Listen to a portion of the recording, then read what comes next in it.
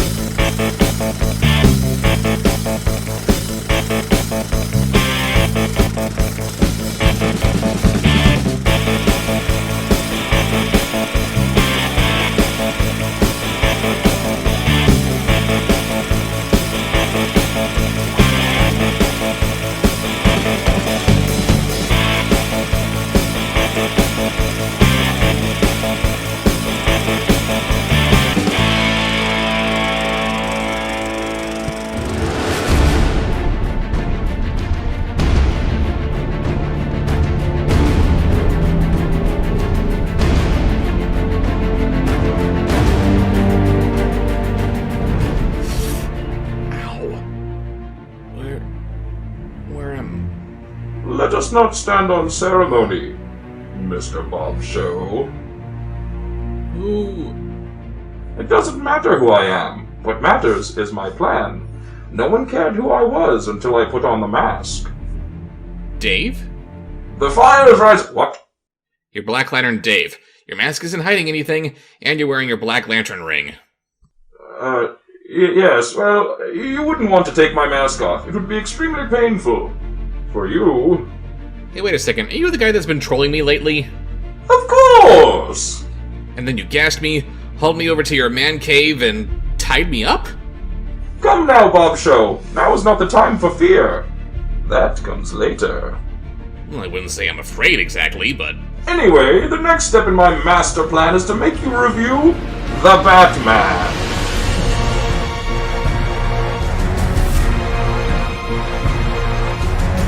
Dude, I was gonna review The Batman anyway. Really? Yes! Oh. What is this all about, Dave? Come on, man. Well, it's been so long since you and I have done a review together, I just thought this would be a good one for... Mask. Oh, right. Oh, man. That's really hot. I just thought this one would be a good one for us to do together, and if you're Batman, you have to have a villain. That's true, but you could have just called me an ass if you wanted to review this with me. I didn't think about that. Just like the real Bane. Everything all right here, baby? Oh! Oh, hey, baby. Dave just abducted me because he's Gotham's reckoning or something, but we're all fine. I'm Bane. All right. But I'm watching you, boy. How's she doing that? Oh, it's just a reviewer thing. Don't question it. Speak of the devil, and she shall appear. What? Nothing. So, yeah. My long-awaited review of The Batman. This movie has been hyped up for years, but I just haven't been feeling it. It looks impressive enough, but as I said before, it looks to me like it's reluctant about being a Batman movie. But despite my initial thoughts, I'm going into it with the same attitude that I had when first seeing Batman Begins. My negative opinion was happily overturned then, and I'm hoping that it'll be overturned now. Right off the bat... Ha! I get it. Is he gonna do the Bane voice the whole time? Of course!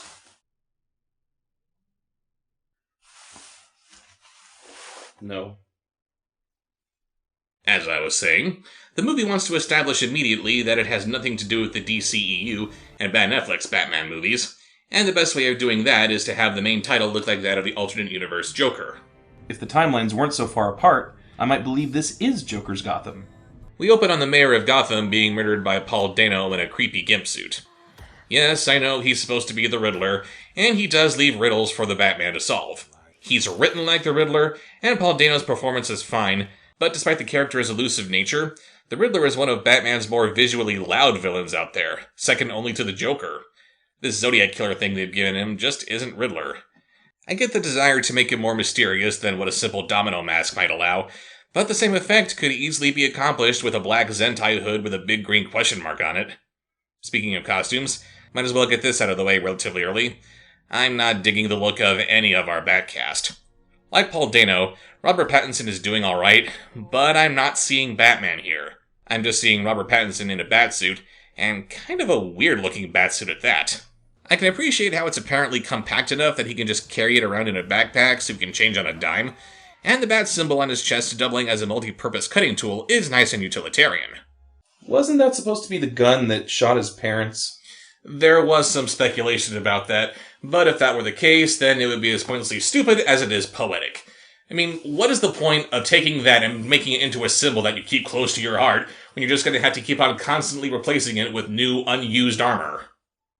To continue, the Dracula collar looks strange, those little darts on his forearms make him look like he's out to murder Gotham's criminals, and the soft features in his cowl take away from his menace. Why mold eyebrows into it if it isn't going to be in an enraged scowl? And is Bruce Wayne? You're supposed to be the face of a billion-dollar company. Get a haircut, sir. Zoe Kravitz is fine as Catwoman, but like Batman, she's never actually called Catwoman, and she's running around with a sock on her head. And Colin Farrell as Oz, not even Oswald Cobblepot, the Batman's IMDb page literally has him listed as just Oz, is completely useless. The entire internet's gushing over how amazing his makeup is, and it is good in that he's not recognizable at all, but he's not the Penguin. They spent countless hours turning him into Richard Kind. I don't get it. Thursday, October 31st. The city streets are crowded for the holiday. Why? I would think that Halloween would be a holiday that Gothamites would try to avoid. Well, especially when it's raining. I mean, who would want to go out in that? I'm there too. Watching. We have a signal now. For when I'm needed.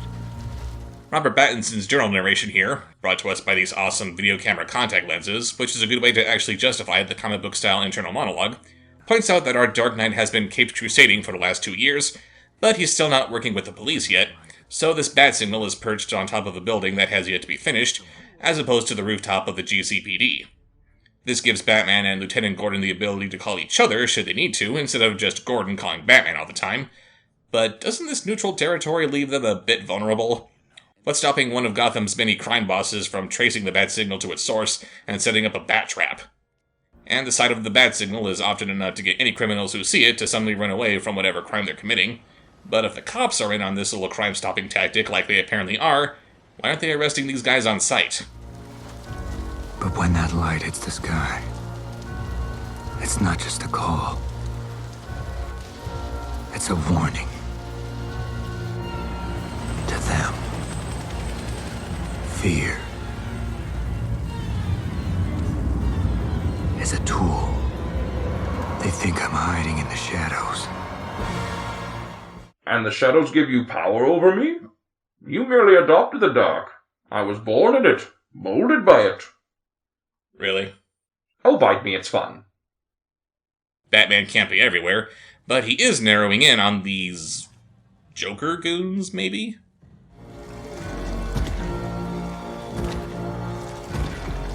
The hell are you supposed to be?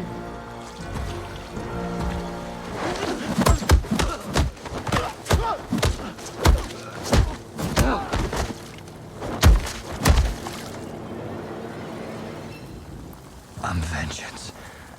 That's a weird way to say, I'm Batman. Yeah, I don't think that anyone actually says the word Batman in this entire movie. I'm kind of confused as to how the Riddler addresses his riddles to Batman instead of vengeance. Speaking of riddles, you're going to start using this Riddler font for the riddles on your Christmas presents, aren't you? Oh, totally. After beating the tar out of these guys and scaring their would-be victim shitless, Batman investigates the first of many murders, all of whom belong to Gotham's socio-political elite, as the Riddler seeks to expose the inherent corruption within the system. So it's like the Dark Knight Rises, where Bane fuels the flames of Gotham's Eat the Rich movement? Pretty much. Okay.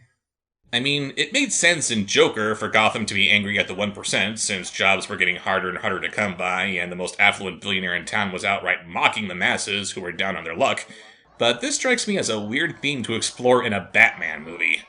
When Bruce Wayne isn't spending his wealth on his personal war on crime, he's spending it on creating jobs and the kind of social programs that should be curing Gotham of a great many ailments. But whatever problems Gotham has, they run a lot deeper than what throwing money at them can solve. Speaking of how Bruce Wayne spends his money, this Bruce Wayne lives in a very ornate, very gothic Wayne Tower, maintained by a completely underutilized Andy Serkis as Alfred, And instead of a bat cave, he works out of an abandoned subway station, complete with its own colony of bats. Points for staying on brand? Batman's investigation, or creepy stalking, take your pick, soon leads him to cat burglar Selina Kyle, who offers to lend a not paw since one of her missing girlfriends apparently got herself mixed up in this. After a riddled series of adventures, including Batman flying around in a ridiculous, not bat-like flight suit and a car chase backed up by an almost Imperial March,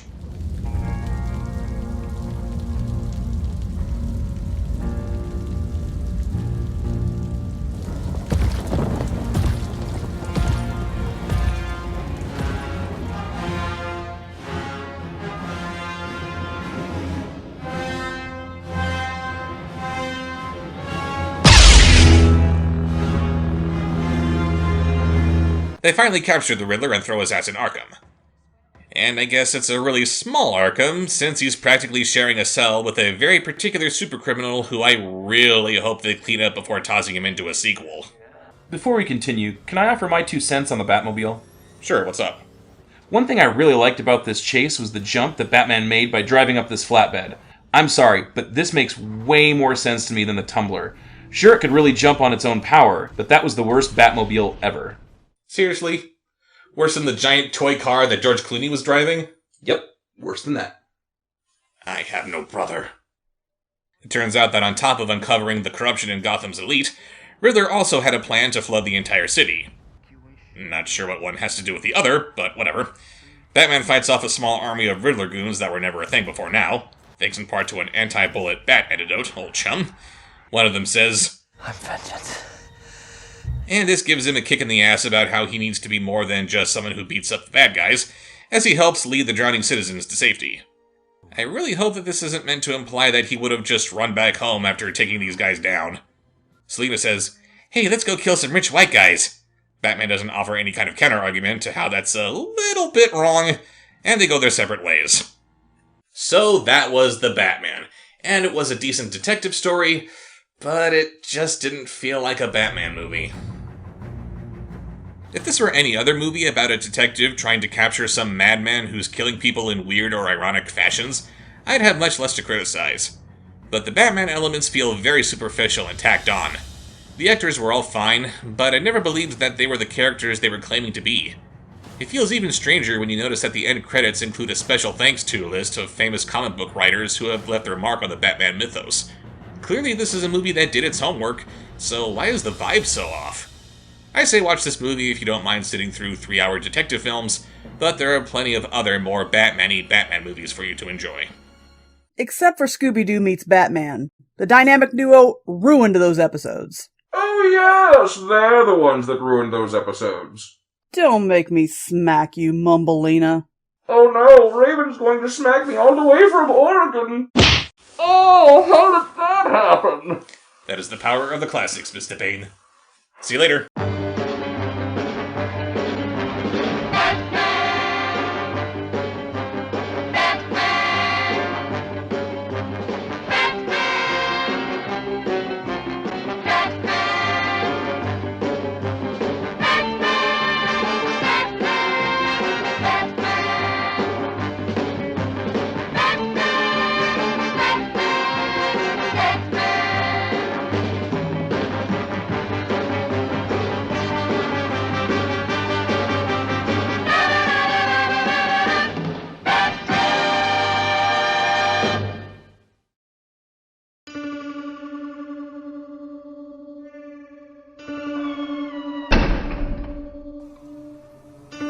Subscribe, like, follow, comment, share, watch more.